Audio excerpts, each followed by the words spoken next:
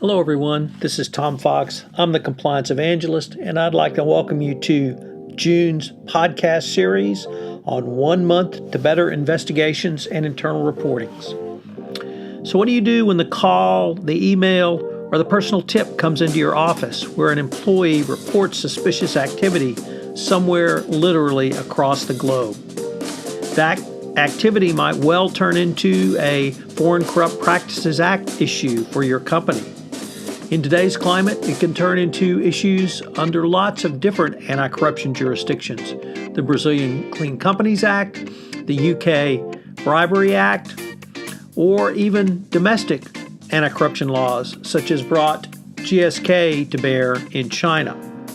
As the Chief Compliance Officer, it will be up to you to begin the process, which will determine, in many instances, how your company will respond going forward and will set the tone throughout this most difficult period. This month's podcast series will provide to you all the steps you need to consider going forward.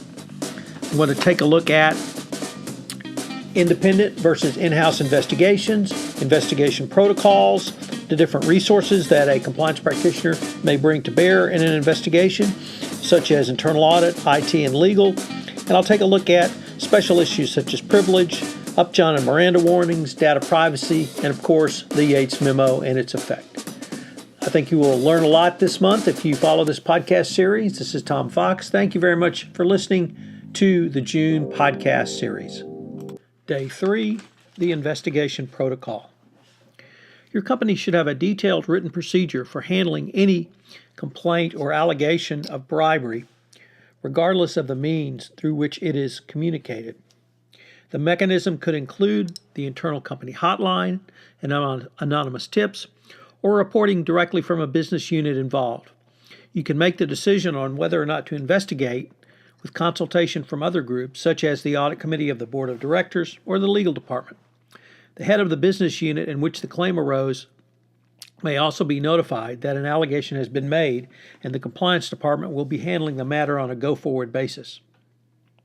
Through such a detailed written procedure, you can work to ensure that complete transparency on the rights and obligations of all parties once an allegation is made.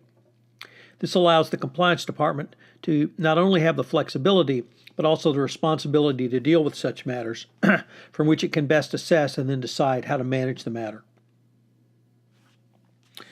I believe there are 5 steps to an investigation protocol. There are opening and categorizing the case, planning the investigation, executing the investigation plan, determining the appropriate follow-up, and closing the case. And I got these from my friends and colleagues, Jay Martin, Vice President and Chief Compliance Officer at Baker Hughes, and Jackie Trevino, Senior Consultant at SAI Global. So let's go through the 5 steps. Number 1, step 1, opening and categorizing the case. This is the triage step and the first step to categorize the ethics and compliance violation. You should notify the relevant individuals, including those on your investigation team and any senior management members under your notification protocols. After notification, you should assemble your team for preliminary meetings and assessments. This step 1 can be accomplished in 1 to 3 days after the allegation comes into compliance, either through your reporting structures or other means. Given the ways that information about violations or potential violations of the FCPA can be communicated to the Department of Justice, having a robust triage system is an important way that a company can rather separate the wheat from the chaff and bring the right amount of resources to bear on an FCPA problem. I should note tomorrow we're going to specifically look at the triage process. A key consideration in making an initial determination of whether to bring in outside counsel to head up an investigation and a determination of the resources that you may need or want to commit to the problem is in this triage process. Step 2, planning the investigation. After assembling your investigation team, determine the required investigation tasks. These would include document review and interviews. If hard drives need to be copied or documents put on hold or sequestered in any way, or relationships need to be analyzed through software programs or keyword search programs, this should also be planned out at this time. These tasks should be integrated into a written investigation or work plan so that the entire process going forward is documented. If there is variation from the written investigation plan, such variation should be documented and an explanation provided as to why there was such variation. Lastly, if international travel is involved, this should also be considered and planned at this step. Step 2 should be accomplished with another 1 to 3 days of time. Step 3, executing the investigation plan. Under this step, the investigation should be completed. I would urge that interviews not be effected until all documents are reviewed and ready for use in interviews. Care should be taken to ensure an appropriate upjohn warning is issued and the interviewee clearly understands that whoever is performing the interview represents the interests of the company and not the person being interviewed, whether they are the target of the investigation or not. The appropriate step should also be taken to preserve the attorney-work product privilege and the attorney-client privilege as well. Step 3 should be accomplished in 1 to 2 weeks. Step 4, determining appropriate follow-up.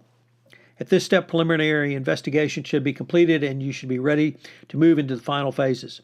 In some investigations, it is relatively easy to determine when the work is essentially complete. For example, if the allegation is both specific and narrow, and the investigation reveals a compelling and benign explanation for the conduct alleged, then the investigation typically is complete and you're ready to convene the investigation team and the relevant business unit representatives. This group would decide on the appropriate disciplinary steps or other actions to be taken.